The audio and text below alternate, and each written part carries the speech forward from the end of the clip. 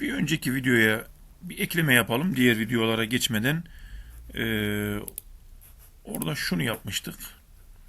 Ekle butonuna bastıktan sonra şuradaki bütün form elemanlarının e, görünüşlerini temizlemiştik. Yani sıfırlamıştık. Ama şu Calendar widget'a herhangi bir düzenleme yapmamıştık.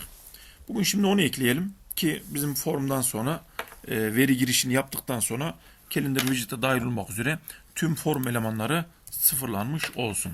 Şimdi bunun için şuraya ben bir kütüphane dahil edeceğim. From date time diye bir kütüphane. Yine bunun da aynı şekilde import date time diye sınıfı onu dahil edeceğim. Bunu dahil ettikten sonra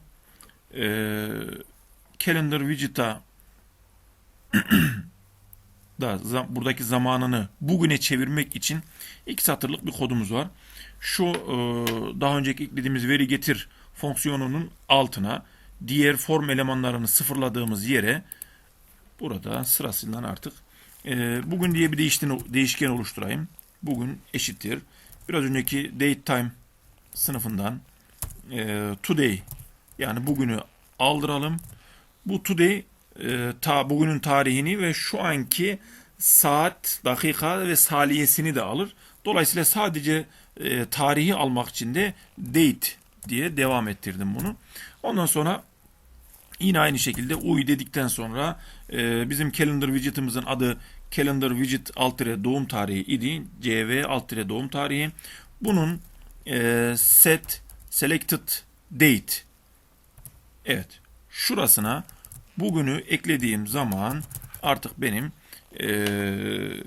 Calendar widget'ta bugünkü tarihe güncellenmiş olacak. Örneğini yapalım, videoyu bitirelim. Buraya yine rastgele bir veri girdim.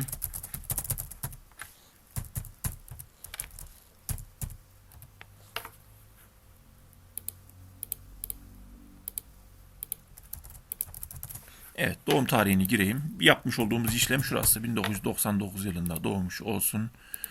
İşte Mart ayında ayın 7'sinde gibi. Ekledim. Evet, şurada görmüş olduğunuz gibi Calendar widget tekrar bugünkü tarihe fokuslanmış oldu. İyi akşamlar.